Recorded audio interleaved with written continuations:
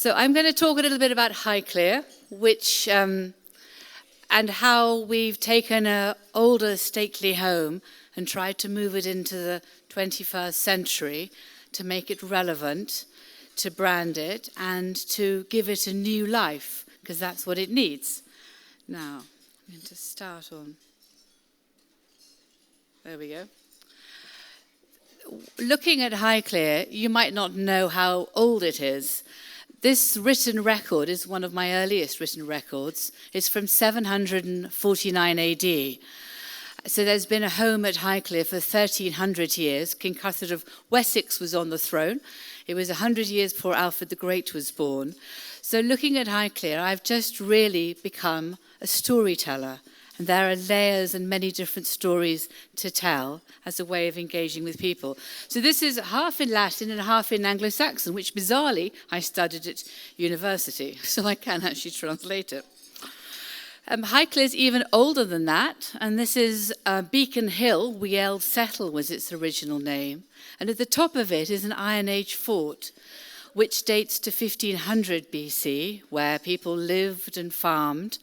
And they succeeded Bronze Age settlements, so I can walk back in time 4,500 years BC into the Iron Age fort, which was then knocked down by the Romans in 43 AD, and they settled on the slopes of Beacon Hill.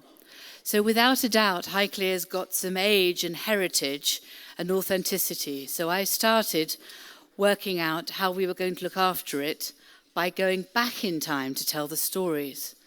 This is another fairly old map, but it's only probably about 14th century. And you can see a little ring which marks the deer park. So it's again building up. It's about parks, it's about deer, it's about the landscape, about farming, about families and communities and people who've lived there. And it's about views.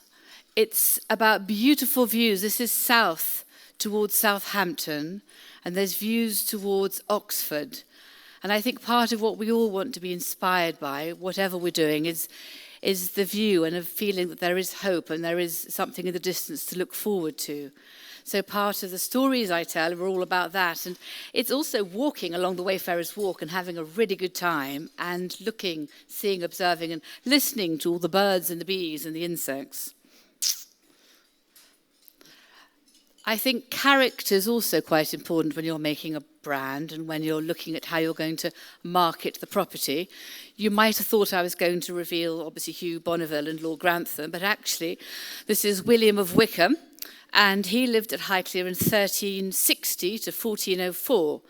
There was a plague which swept through Europe in 1348, and he ended up becoming a very successful poor yeoman's son, and he became Chancellor of the Exchequer and the second richest man in England during his lifetime. So who says you can't get on and make a really good time and life and success of your life in the 14th century when you came from nothing?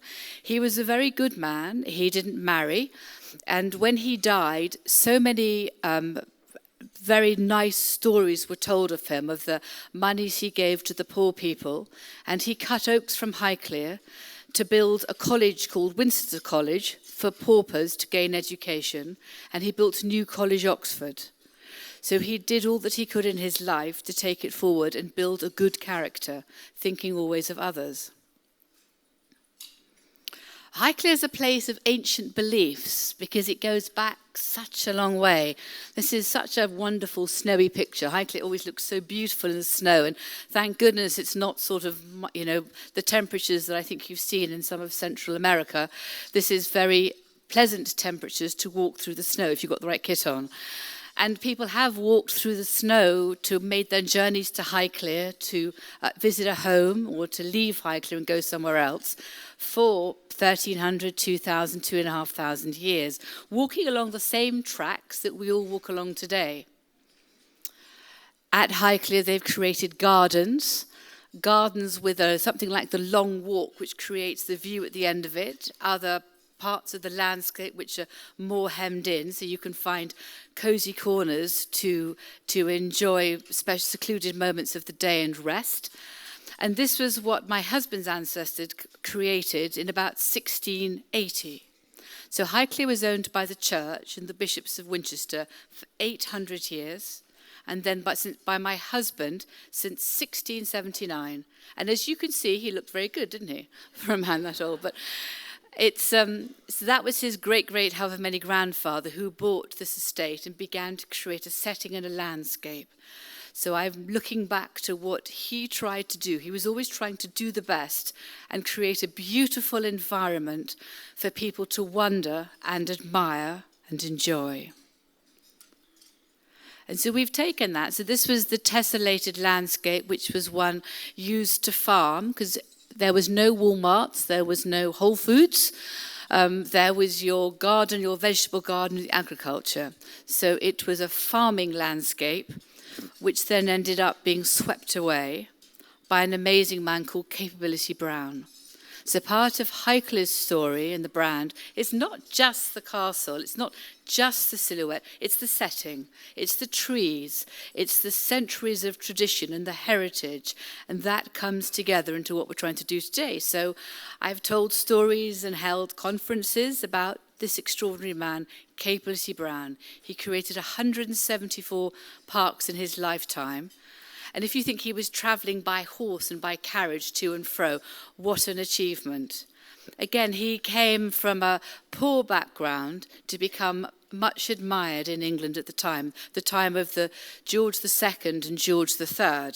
He charged Geordie's great however many grandfathers £150 to create the drawings for the park, which was probably about £50,000 in today's terms, which was quite a lot of money.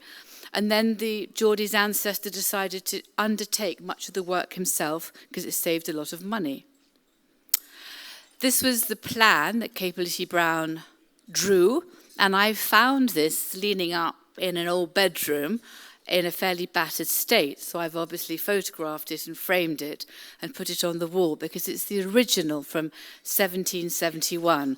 It doesn't tell the whole story, but it begins to tell the story of how Highclere has had a park and created a world apart, a different world, something to draw people into. The house at that time looked like this. So we have an old medieval abbey. You've got Elizabethan place house, but sadly I've got no sketches of that. But I have got a sketch of this Georgian house, which was created round about 1790, the time of Jane Austen, a very nice gentleman's residence where we'd all have liked to have gone to stay. Jane Austen, in fact, rode past the park several times on her way to visit friends and commented on it. And I used that one line from a letter to create a conference and give stories and lectures about Jane Austen. So I'm always trying to collaborate and partner with other people because they've got great stories and we all love Mr. Darcy. Except for my husband, actually, because Mr. Darcy is too perfect. Anyway, from Mr. Darcy onwards, in 1842, my husband's family wanted something ever grander. So on top of that Georgian house, they've created this extraordinary, inspiring, Gothic, Italianate castle of today. It has between 200 and 300 rooms. It sits in 1,000 acres of the Brownian parkland, with another 4,000 or 5,000 acres beyond that. It has various follies, lodges, cottages, trees and gardens and sunken walls and raised walls and greenhouses and most things which, when George and I took over, were in a fairly dilapidated state with probably 100 years of investment deficit. So when I walked up the aisle and married my husband, he wasn't completely honest about his balance sheet. But he had a very pretty park. Anyway, we used to spend many nights thinking, after my father-in-law died and it became our job to take on Highclere, how were we going to go forwards and face the challenges which every day there's a new bill, which I think we all understand. So every day I need to figure out how to bring some money in.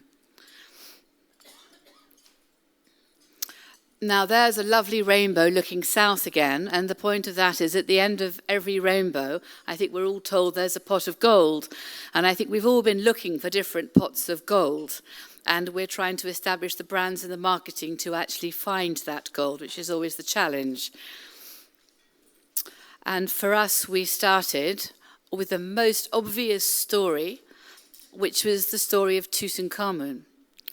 So in 1922, the 5th Earl of Carnarvon, I'm now the 8th Countess, the 8th Earl and Countess, discovered the tomb of Tutankhamun. So that's where I've started. So I started reading up about hieroglyphs, Middle High Egyptian grammar, writing and learning about it so we could welcome schools, because school children have parents, and then working how I could market, promote and engage with the Egyptian government, with the Egyptian museums, with the Metropolitan, the Louvre, the Neues Museum in Berlin.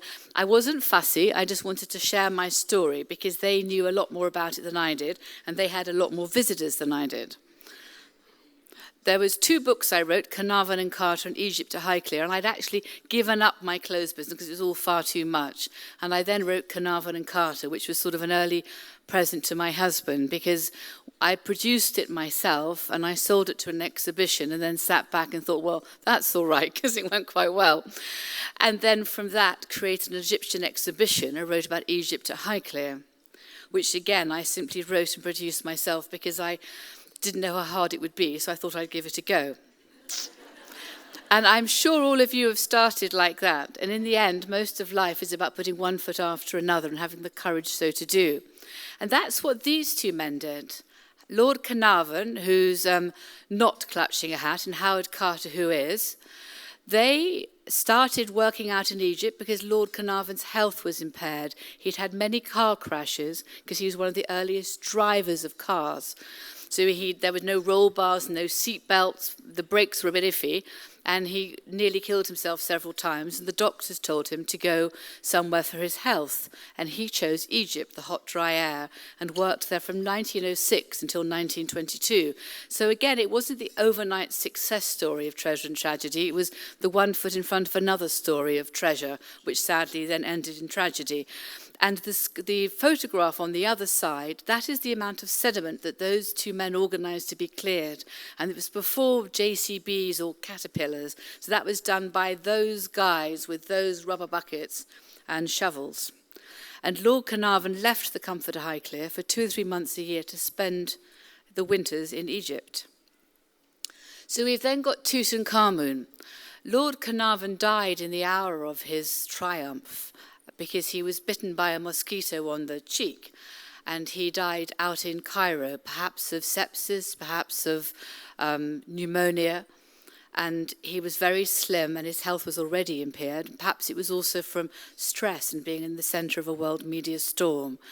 So when he next came back to Highclere, he came back to be buried. He had left diaries and notes, hoping to capitalize, make something from his discovery to repay his excavation costs, but of course he didn't. So we've taken the story, Geordie and I, and tried to create an exhibition. We have created an exhibition underneath the castle, which ends up with some of the replicas from the tomb of Tutankhamun, and this is one of them. It's a fantastic story, and of course it's a global story, often on the front of National Geographic. So again, that's trying to convert from stories to marketing to brands, then into something called cash, which is what in the end we do all need. And this is some of the exhibition. And this we created ourselves, and I sat for ages in the Egyptian exhibition, which those of you visited you'll know is quite dark, building it up, and then in the end brought in a replica of the skeleton as well, and wrote the book whilst I was also writing all the different exhibition notes for people to read, and loved it, found it fascinating. It's a 5,000-year-old culture, and we're 2,000 years post-Christ, and we are putting our own world into jeopardy. So they've got a few lessons I think we can learn from them. And that's one of the reasons that I thoroughly enjoyed writing about it. If we all disappeared off the world today, I think we'd all still be able to see the pyramids. Perhaps people would still come to wonder at the hieroglyphs. and therefore the wonders of that ancient world. And we might leave some old DVD cases, bits of computer, and I think even our letters will have disappeared soon. Highclere is about community. Can't do it on my own. Delegation's good. And this was some 7 or 8 years ago, because my son is now a tall, gangly, spindly chap. And at that point, I think there are 4 dogs, and I now have 9 dogs. And I still have one husband, which is quite a feat. He really can't figure out how we've come to 9 dogs. I'm not quite sure either, but anyway.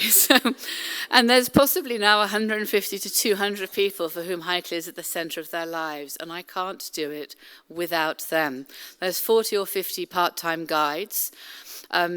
Don, the gardener, next to my little son Eddie, sadly died last year, but he'd been with us for 45 years, and he'd never retired because he said if he did retire, he'd have to spend all day with his wife Gwyneth, and he didn't want to do that. So the last 2 weeks of his life, he actually would come up to the potting shed, and we'd collect him and bring him up.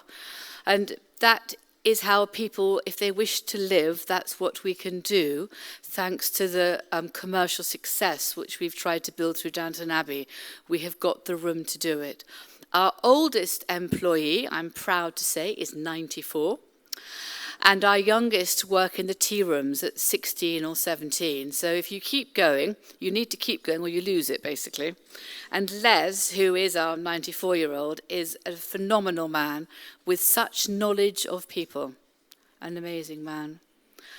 Part of where Geordie and I started was through creating memorable events, through bringing people together, through giving, through basing ourselves in the community. And for every business, I think without that, without resonating, without facing up to the public, it's a much harder way to do business. Social media is wonderful, but meeting people face to face, shaking their hands, is so important. And we do it around different charities. Easter egg hunts, events to raise money for the armed forces, for the church, for the community, for children, for epilepsy, a whole different charities, unfashionable ones as well as fashionable ones. Joan Rivers was there to help raise money for epilepsy. She became a friend, and she would come down sometimes with Judge Judy and someone else. They would stay at Claridge's in London. And she would say to me, I'm on my way. And I said, I don't need to know, I can hear you from London. But they were great. She was the most amazing woman. Here is at Highclere is an event which sparks off the book Almina, and it was one which was intended to reach to many different nations. It was to gather people together to remember the end of the First World War, to ask 30 different ambassadors to remember the different contribution we all made together, and to raise money for the different armed forces charities today. So the American one I chose was called TAPS, which is an amazing survivors assistance program which helps 80,000 military families in America, where one of the members of the family, often the father, has died. And it helps them on their journey through it, either financially or certainly emotionally, and gives them hope in a future. It's a great charity, and they came over.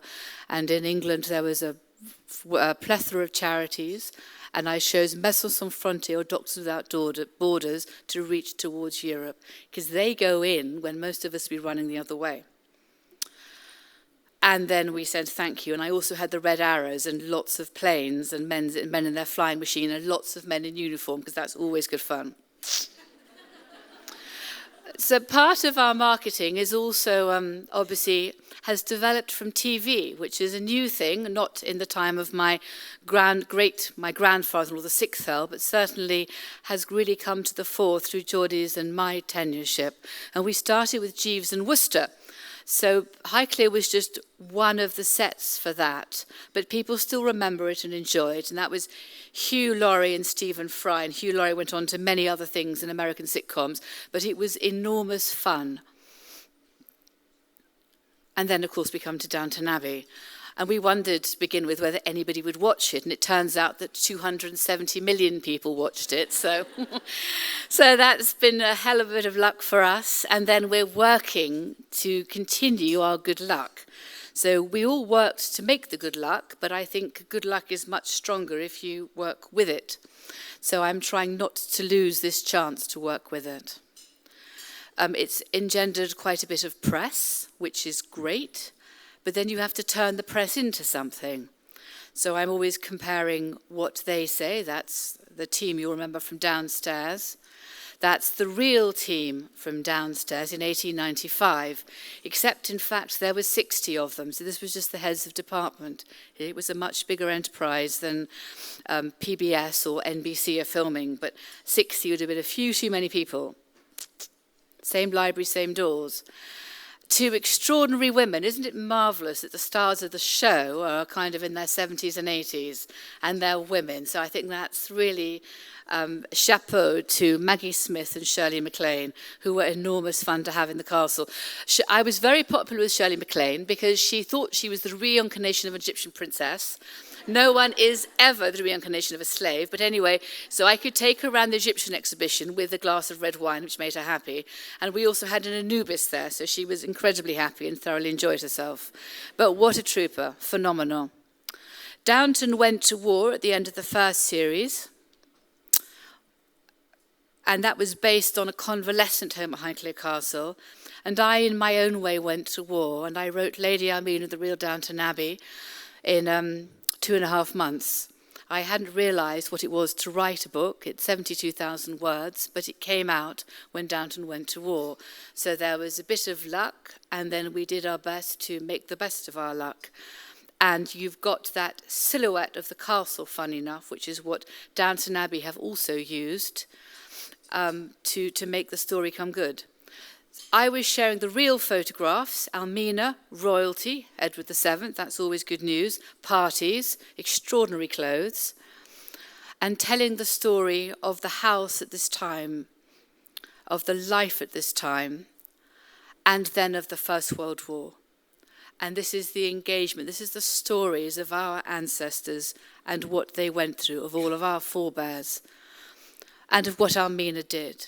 So this is a story about desperate tragedy and a woman, Almina, who became head nurse, head matron. She spent her time, her life, on saving men's lives. Highclere became a hospital, and there are hundreds of letters from men who were treated there, from their mothers, from their sisters, and from them saying, thank you. So this was a story about saying thank you. There are many men who wrote the letters which says something like, Dear Lady Carnarvon, I arrived at Highclere an awful wreck, not knowing whether I would live or die, but you gave me the courage to try to live again. So she sat with them through those first nights and she gave them that courage.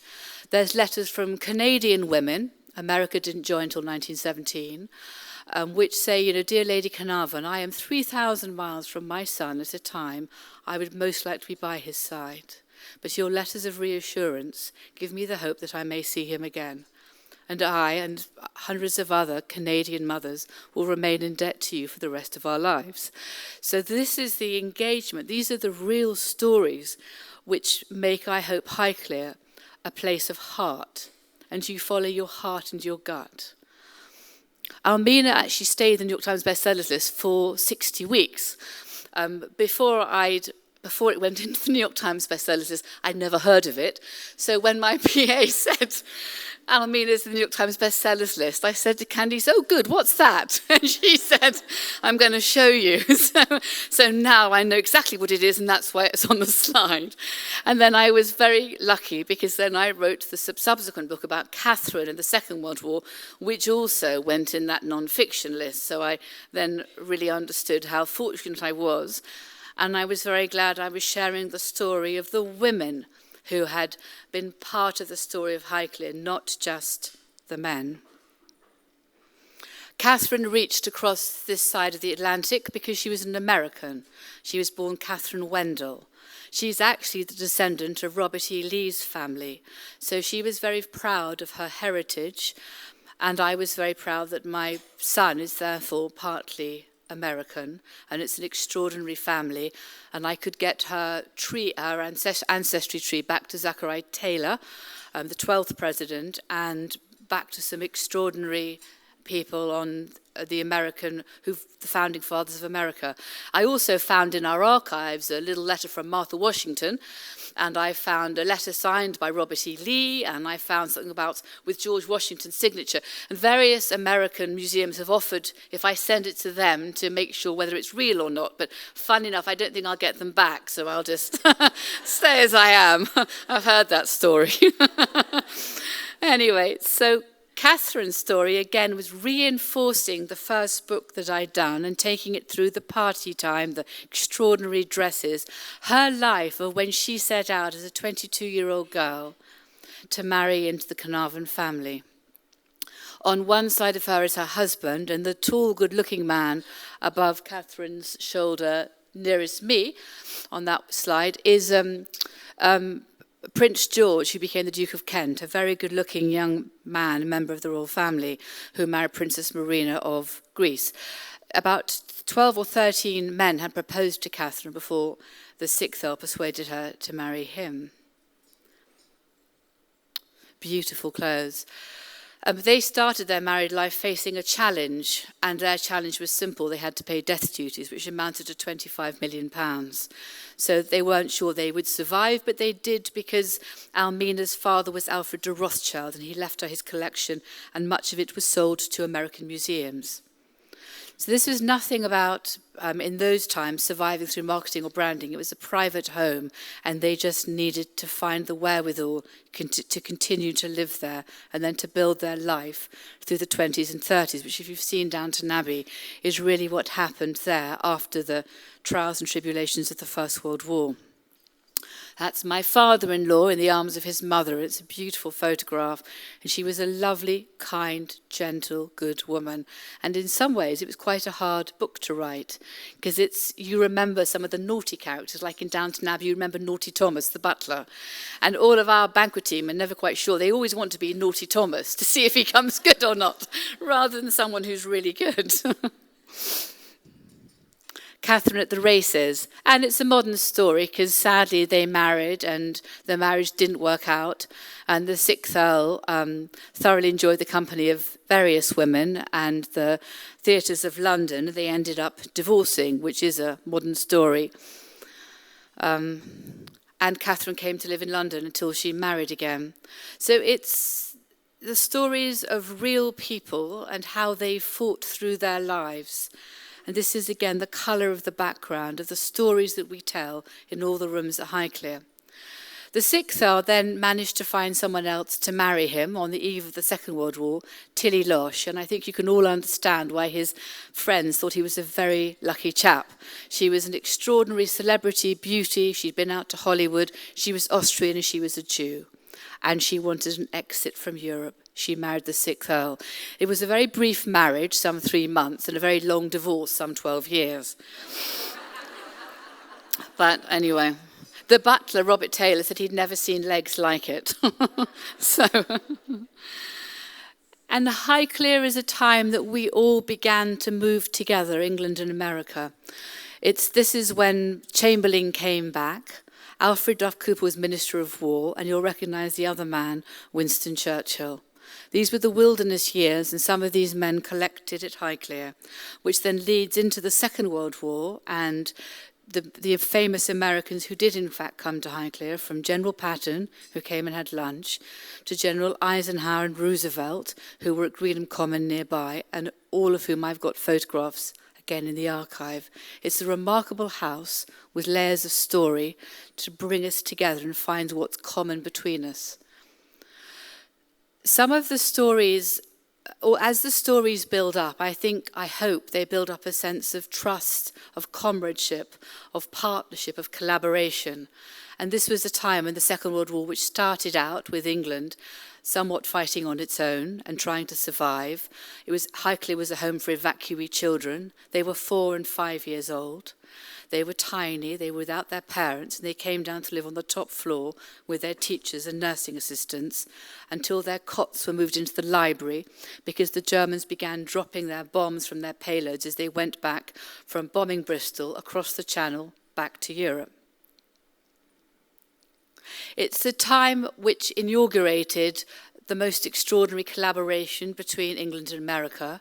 I know you all recognize Pearl Harbor, which was when America joined the war.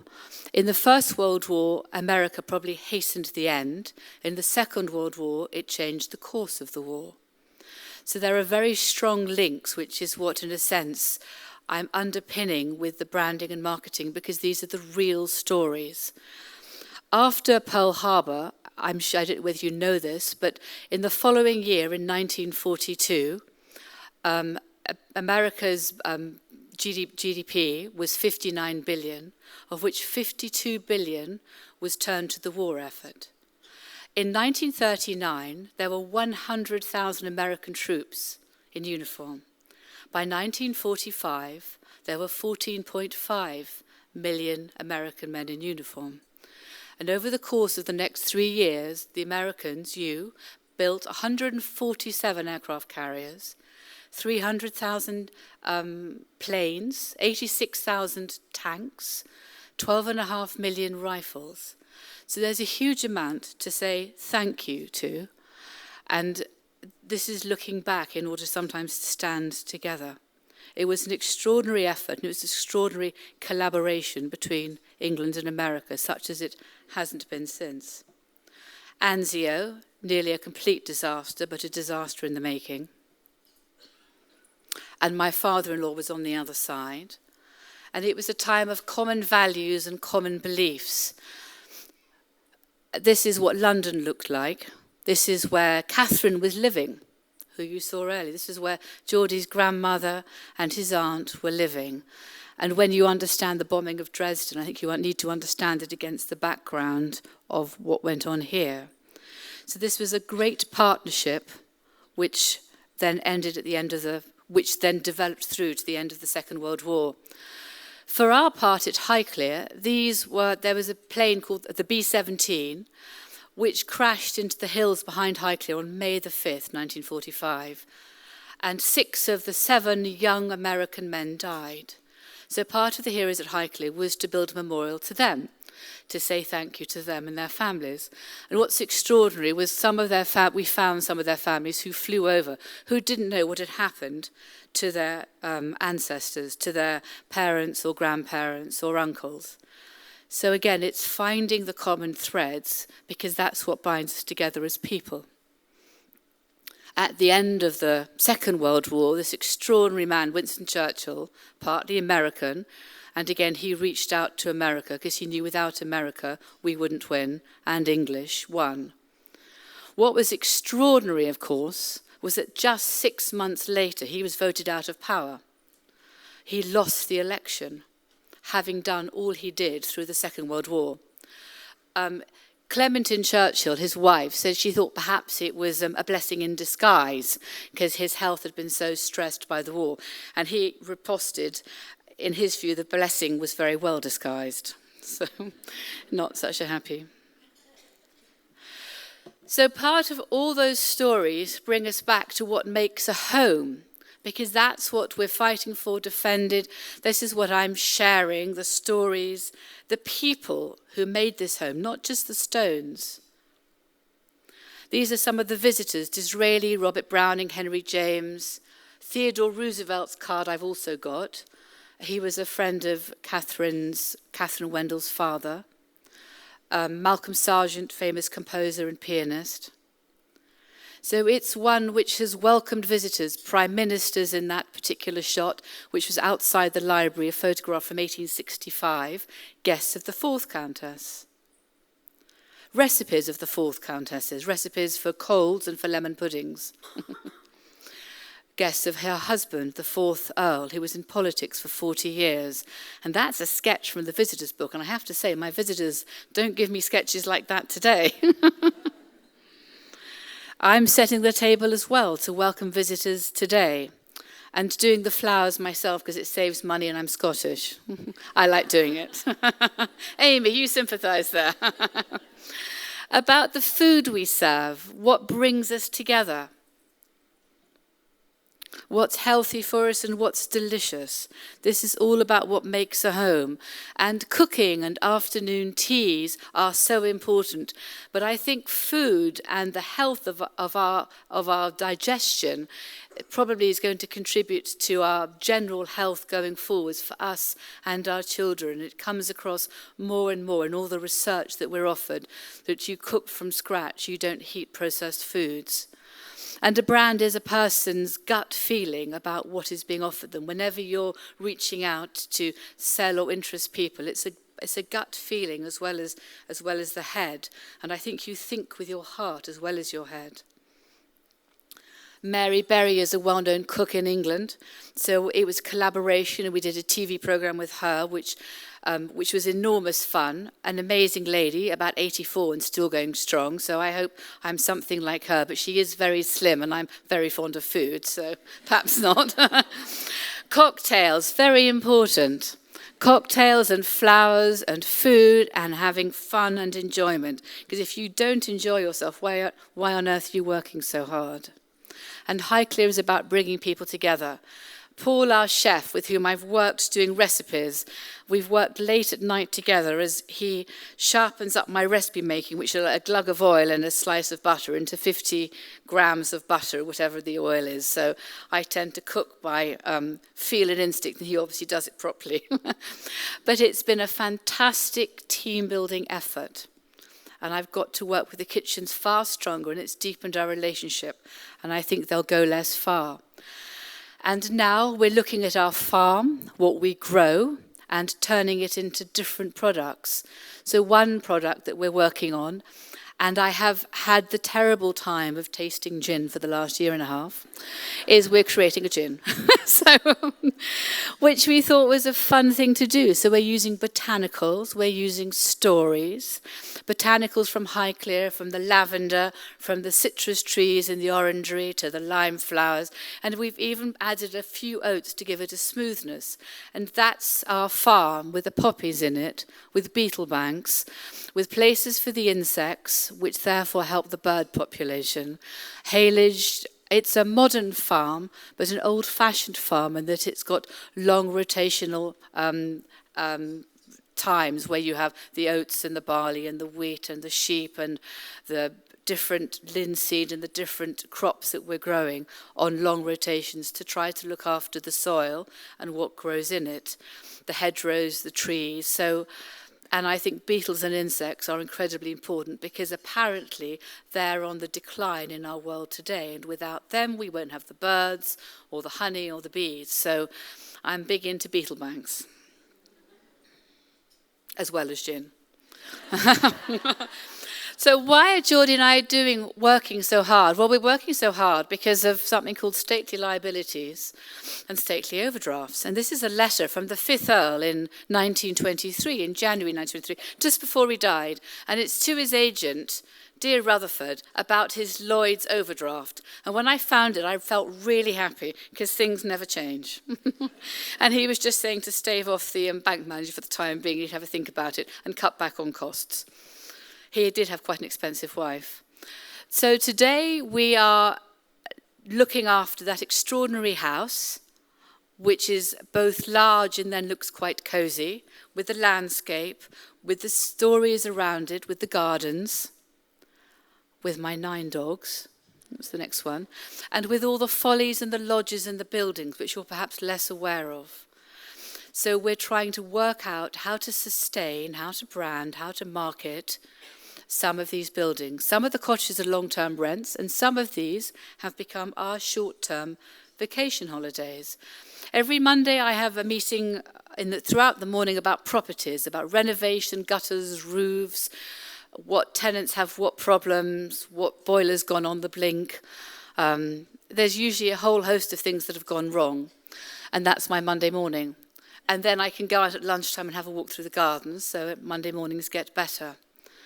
But it doesn't ever stop. But this is the glory of Highclere. This is where you can take your feet off and walk across the land and the landscape. So it's, in some ways, when people come and see Highclere, they have high expectations because they've seen Downton Abbey and want lots of butlers in uniform, and our butlers tend to dress up more because sometimes when one does and the others don't, he gets photographed more, so they all tend to dress up. It's about creating lovely memories. It's, again, creating stories today. And it's about building relationships the whole time. And some of them for sure go wrong. Somebody feels what they have received isn't what they expected. And it's turning them round or saying sorry. And I don't know, I'm often the one who says sorry, and I don't mind doing it at all. And it's seeing if you can turn that round to bring them in again and make the relationship ever stronger, which is what I'm always trying to do. And I think brands are built from your heart and your being, aren't they? They're built from the inside. It's from the inside of this building and the people who live there, not just from the outside. But the logo of Highclere Castle is so important. So when we're building a brand and what's going on the gin bottle, it's the logo, that outline of the castle. It's luckily for us a unique building. It's Charles Barry built the Houses of Parliament, and he built Highclere Castle and some other buildings, but one of the few houses, with the only house with that particular silhouette. So it's being unique and being identifiable. And it's a lovely saloon. Is it going to move? Is it stuck? So this is the drawing which we share today, and I thought you should see some of the beautiful rooms, which is Downton Abbey. Lord Grantham stood in there and had a discussion with his wife, and my husband stands there and has a discussion with me. They put drinks on the marble fireplace, and so do we. The dining room, I think you'll recognise. The smoking room, which is the tangerine-coloured room, you won't. The library and the music room. And all of these rooms I'm often working in to decorate, to move around, to reposition furniture, to work out how to make them more welcoming. And there's probably not a bedroom that I haven't redecorated now of the ones that you see. And I'm working my way around the top floor of the castle. But it is a Forth Road Bridge job. It's not moving again. There we go. This is Stanhope bedroom. Do you all remember this is where the Turk died in episode 1, which my husband thought was such an unlikely story. But Julian Fellows, who wrote Downton Abbey and who's a good friend, who's come and stayed with us and dined with us, promised me it was true. He'd heard that story. But anyway, so sadly he died here. Actually, it was decorated from Edward VII when he came to stay here. And there's a picture of her in the dressing room beyond. Lady Anne Struther in Downton Abbey was also in here, up to no good with the footman, and Shirley MacLaine also was in there. It was her bedroom, so it was a very busy bedroom. But I read in the New York Times that of all the places in the world, the one place that people dreamt of staying was Highclere Castle. So it is a dreamy place, and we are very lucky. And therefore, I've done up 2 lodges. This particular lodge, London Lodge, we renovated from scratch. You couldn't see the building on either side of the central archway. It was covered in rhododendron and trees. There was no roof. There were trees growing inside those either side rooms. And in the end, we have renovated and done it up, and it's a really cute rental. We rent it in the summer because there's a sitting room and kitchen in one side and a bedroom in the bath in the other. So there are stones which are lit, so you run from one to another, but you have coffee and tea on both sides. But it is such an experience and completely quirky, and people have loved it. It's peace and quiet and a different way of life for a couple of nights. And that's the bedroom in one side and the sitting room in the other.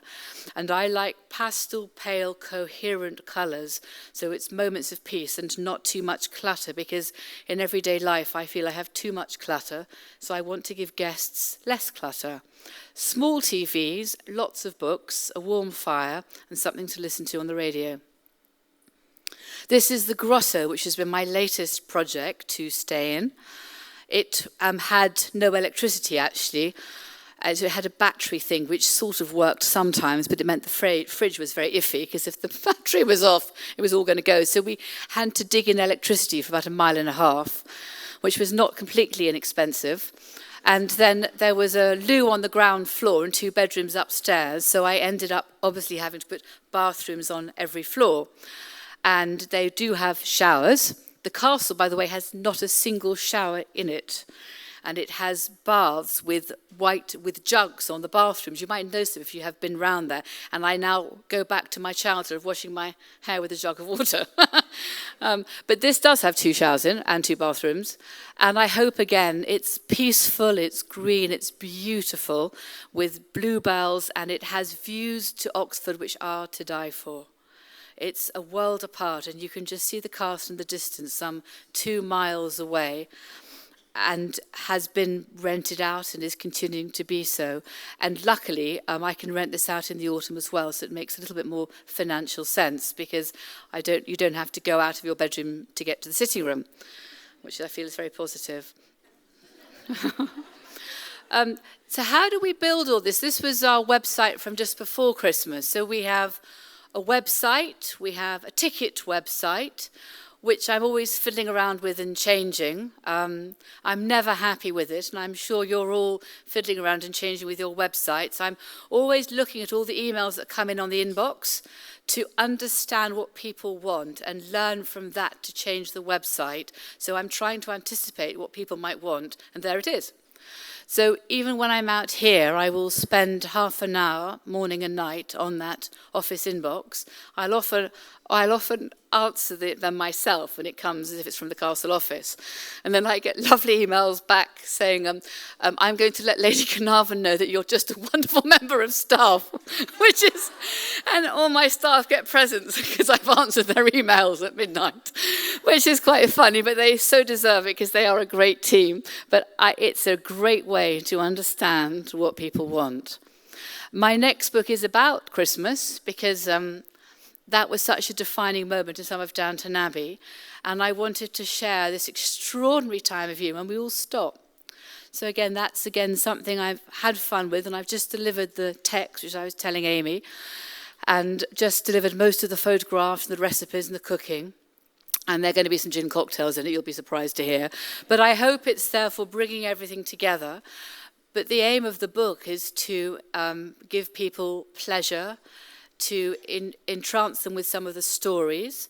There are some ghost stories there of ghosts that I saw in the castle and what I had blessed. And I know that on some of my blogs, there weren't some real ghosts, but the staff thought there were some, which was everyone playing pranks on everyone else. But it's a fun castle with a great team of people who can work and find their own personality, and therefore that produces many more stories.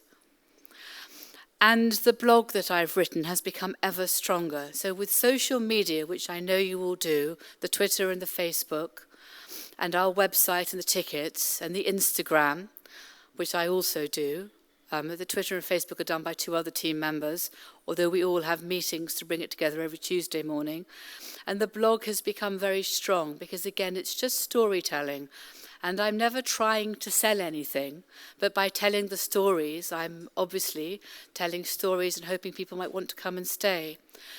So it's about brand, authenticity, heritage, and stories, which is exactly everything that you are all doing.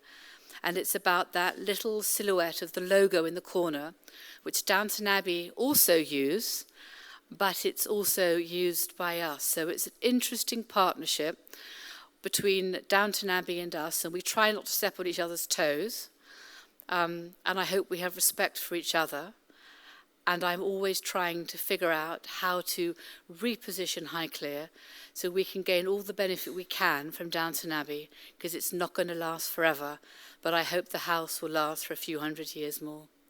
So thank you all very much for listening to me today.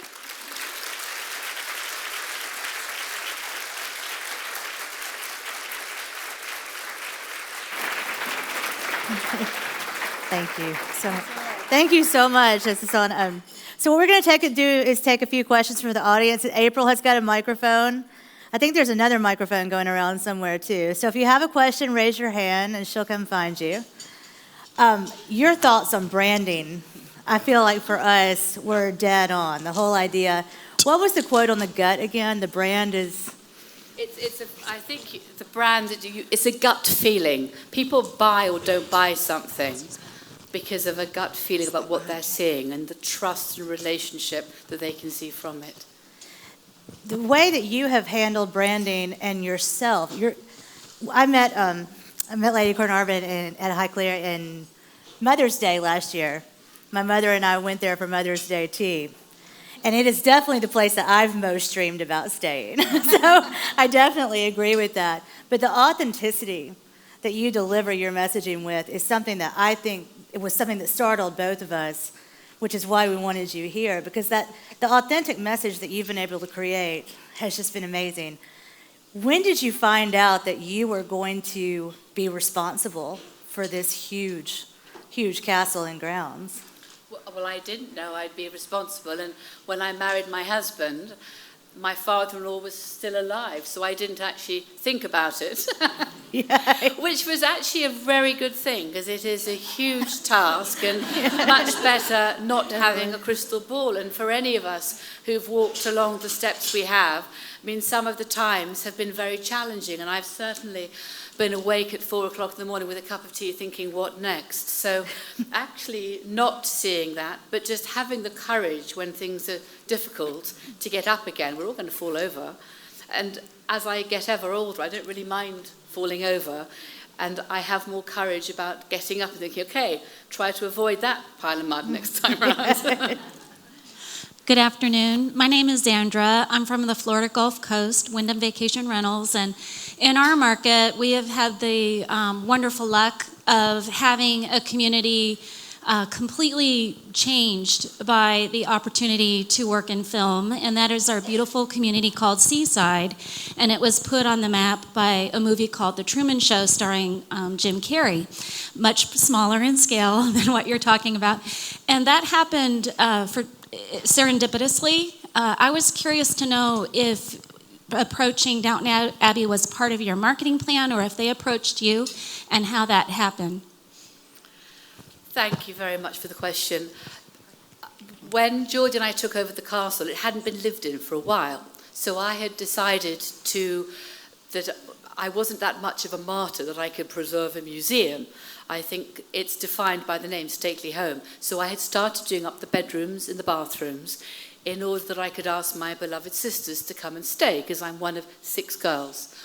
And they started coming to stay for Christmas, family time.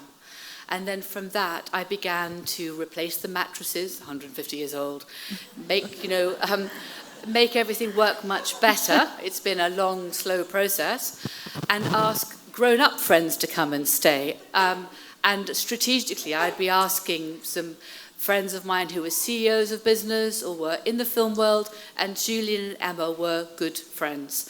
And he'd written Gosford Park. He tried to bring that to Highclere Castle, but it didn't work out, and I'm rather glad it didn't. But he did, when he was writing Downton Abbey, he had Highclere in mind, because he had been staying with me. So we won Downton Abbey because of good food, good wine, and good conversation.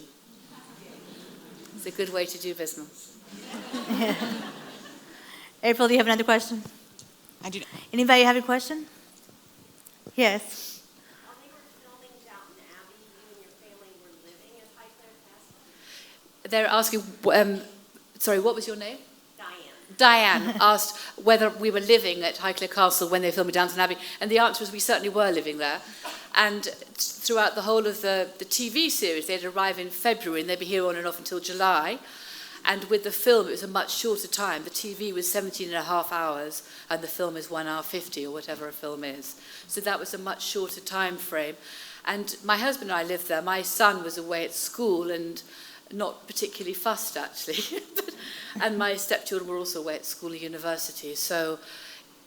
And it was for us to live there because we needed to be up early. They would arrive at 7. They'd often try and arrive at 6. They'd be there for long 13-hour days. And I'd tend to shut them out, and my husband would tend to welcome them in. And then we had teams of our guides in shifts round the clock whilst they were filming to see what they wanted to move, what they didn't want to move. It's the normal things for films. It also allowed our guides to be aware of what was going on without spilling the story, so they could say that was where Hugh Bonneville sat, and that's a Carlton House desk. So the two things, blurred beautifully. Fiction and fact does get muddled, and there was one visitor who arrived in the library, and she went over to see a guide and said, "Where are all the pictures of Lord Grantham?" And the guide explained that actually there weren't pictures of Lord Grantham because that was just fictional. It was an actor, it was Hugh Bonneville, and there were actually pictures of the Carnarvon, Lord Carnarvon. Would you like to see a picture of Lord Carnarvon? Anyway, and the visitor didn't believe her at all. And she went on and on and on, and then said to the guide, "You're just so stupid. You should watch the TV. Where's Lord Grantham? I want to see Lord..." And she just stalked off down the library looking for Lord Grantham. So it's quite interesting how film and facts do get muddled. But if it makes people happy, I don't mind. And it's very interesting, all the film movie tours that go on now and give people much pleasure. So be it. Anyone else? Right over here. She's coming to you. Come in. Thank you. Hi, I'm Debbie from Portland. Hello, Debbie. You just gave us a fantastic talk. Where are your notes? Was this all off? I know, right? It's amazing. Well, I think Patsy tells me I can't have notes. She's my boss.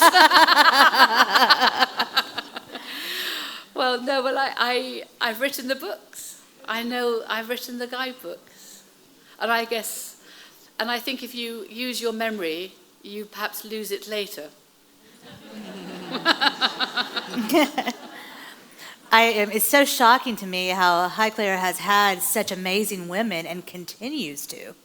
Because does that just happen?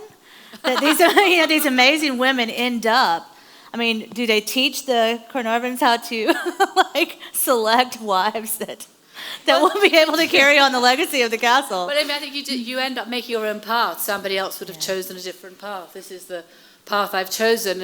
And for me, I think my restlessness and energy comes because my parents died very young of cancer. And it just made me realize you live once. And it was very shocking, and my number 6 sister was 12. And there are wake-up calls in all our lives, which you don't expect. And it gave me the courage to do things I don't think I'd ever have done. I had a very privileged life before then, and suddenly I'd never been to a funeral, and we were working out how to arrange our father's funeral, which we did. But it wasn't, so that there are some challenging moments, and I think for many driven people, and I don't think I'm driven to gain money. I'm driven to contribute or take another step, but it often comes out of some traumatic experience. Again, it's what I said, it's about standing up, and I'm listening to my heart. And there are people who are very kind, so I will go out and repay that kindness because it's a good way to live. It's the story of the Good Samaritan. Yes. We have a good one here, too.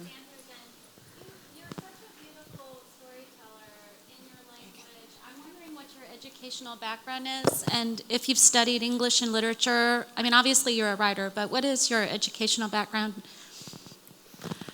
I did study. I was very lucky. I went to an amazing school, which girls-only school called St Paul's Girls' School in London, and it's the leading girls' school, and it gave you the courage to believe as a girl you could get up and try anything. It also said that you can't do it all. So they also, which was such a useful thing, so it both told us to go out there and then said, don't forget you can't do it all, and there is a balance, and you then have to decide where you make your compromises. So I've never forgotten those two lessons, and it gave me a love of learning. And when I come and do other talks in America, it's often for charities, for education, for the ability to gain the confidence to get up and believe you can do it, because I was so lucky to be given that. And the answer is I did English and history and German and Anglo-Saxon English, and I like old languages. So. Hi, my name's Jody, and I'm from Texas. Hello, Jolie. Hi. My question might be a little silly, but I wanted to know what your dogs' names are and what the kind. Well, I have 5 Labradors now, and the eldest is Bella, and then she has 2 sons, Scooby and Alfie. And Scooby-Doo was named by my niece, and she thought it'd be a really embarrassing name for my husband to call Scooby-Doo. And then my great girlfriend Karina, who started Viking Cruises with her father, who's like another sister to me, she had one of my pups called Finza, who's just had a litter of puppies. So I've now got Stella and Freya. My husband knew about Freya, but I also kept Stella. So all the staff at the castle were saying, you could just say one's a mirage. There's a mirror, Geordie. It's really only one, but with a mirror in the other one. Anyway, he soon sussed there were 2 staying. Well, because he found 2 when Karina left. And then I have got 4 spaniels. Again, it's families. Rosie, who was a Christmas present to my son and husband, a working cocker spaniel, and she had 4 pups and 2 lived, so I had to keep both. And then one of them had pups and she had 3, so I had to keep 1 but not 2, so my husband felt that was very positive. And so there we go, 9. And yes, Winston and Clementine Churchill Carnarvon, that's 2 of the cocker spaniels. Because Rosie, their mother, by chance, the Duke of Marlborough, Sonny, the Duke of Marlborough, who sadly just died, sister, Rosie Muir, comes and stays with us and picks up when we're shooting.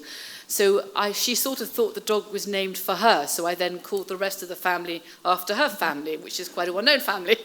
So, oh God. And anyway, we sort of get by.